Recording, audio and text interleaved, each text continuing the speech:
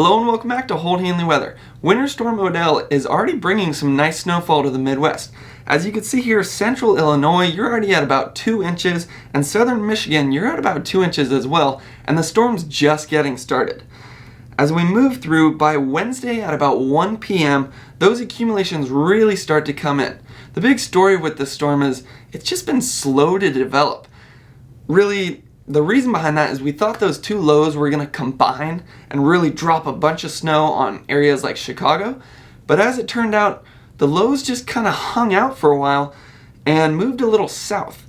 So the accumulations are farther south into central Illinois and southern Michigan instead of north into Chicago.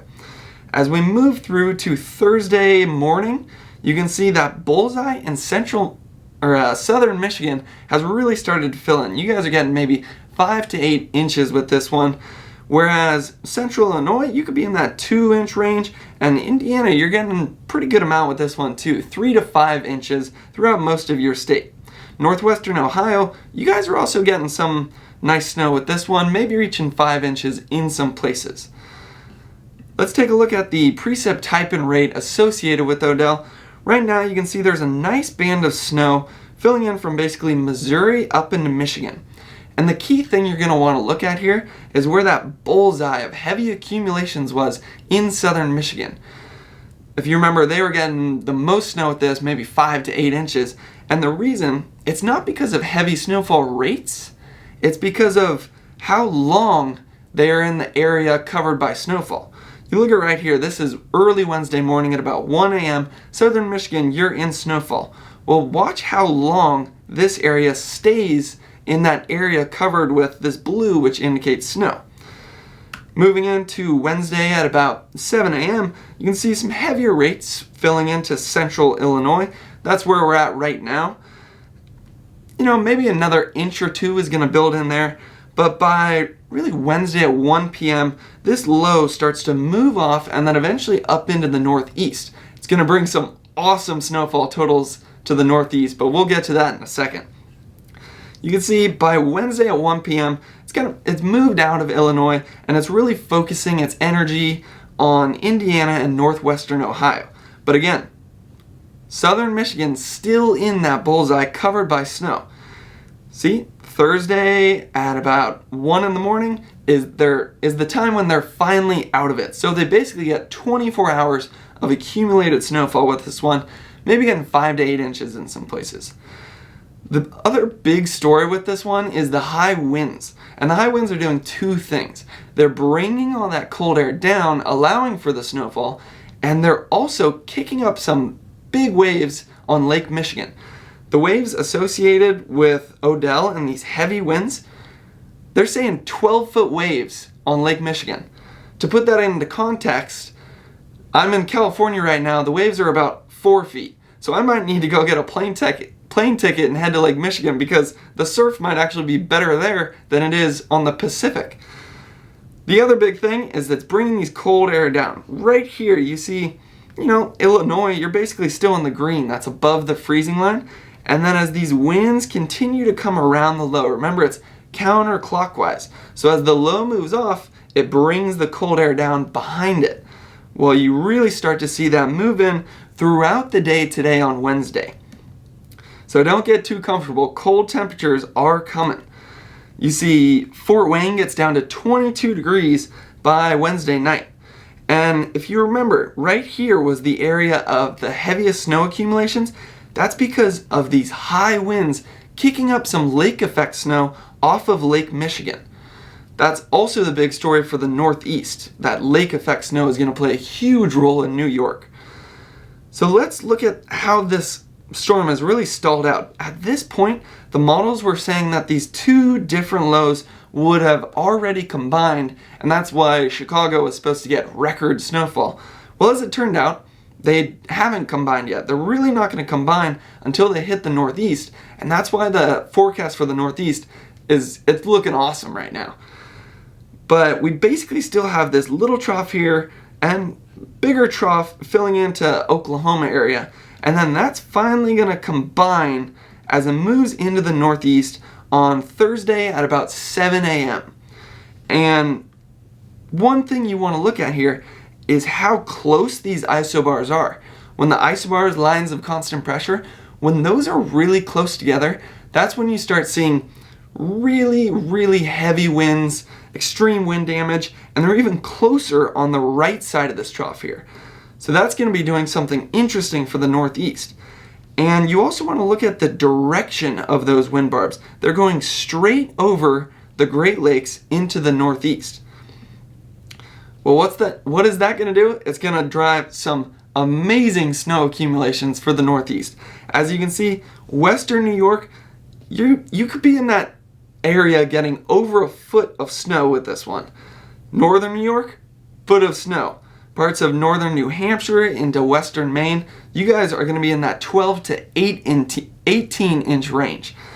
And the real reason for these two bullseyes right here is the lake effect.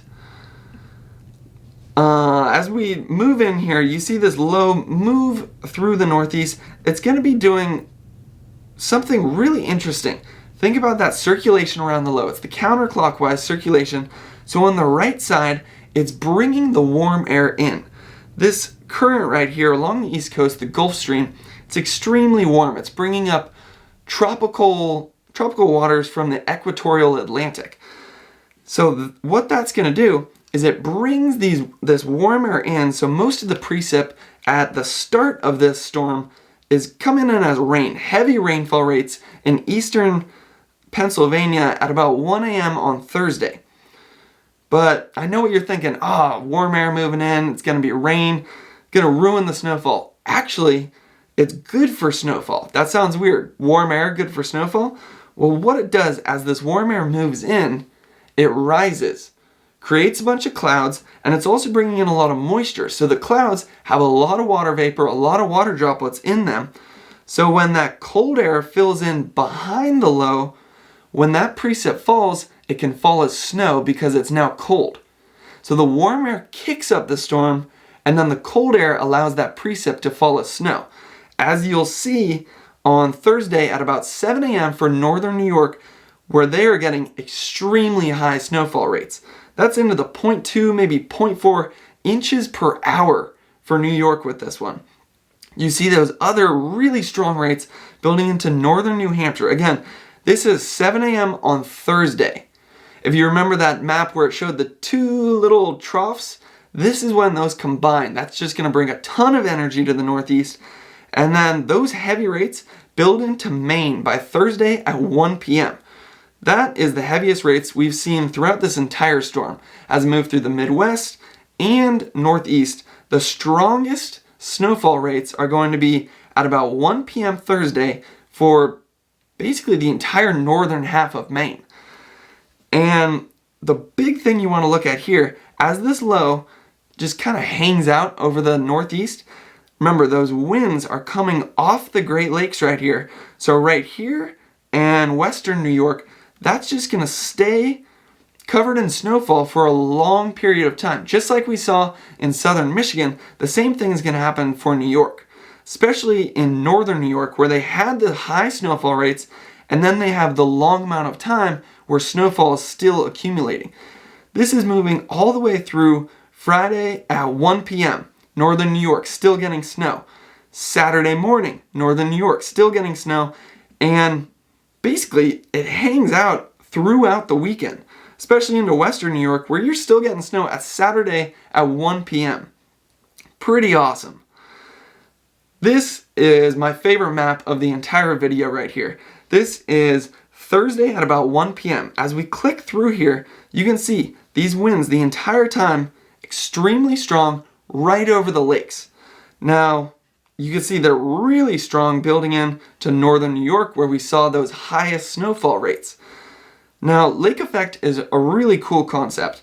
You get this cold, dry air coming down from Canada. Now, that's not going to bring all that much precip because there's not that much water in it. Now, what this does, as the winds move over the lake is warmer and it has a lot of moisture. Now, what that's going to do, same kind of thing from that wind that moved in from the Gulf Stream. That extreme wind brings in the warm, moist air. That's going to rise up and then create high snowfall right there in northern New York. Let's look at the 24-hour accumulated snowfall as this moves through. You can see by Thursday at 1 a.m. western New York and northwestern Pennsylvania, you guys are already at 5 to 8 inches. And that's just going to get better and better as this storm moves through.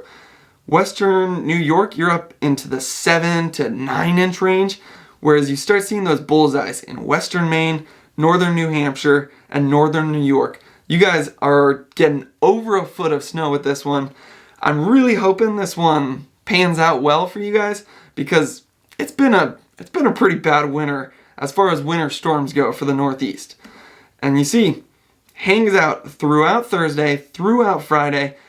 On Friday at 1 p.m., again, that area of northern New York still getting 5 to 8, maybe over a foot of snow throughout Friday and even the weekend. Now, the bulk of this one is hitting Thursday, Friday, so I could probably get in another 2 forecast videos before the real juice of this storm hits the Northeast. So if you want to see those videos, subscribe to my channel or check out my forecast playlist. Thanks for watching.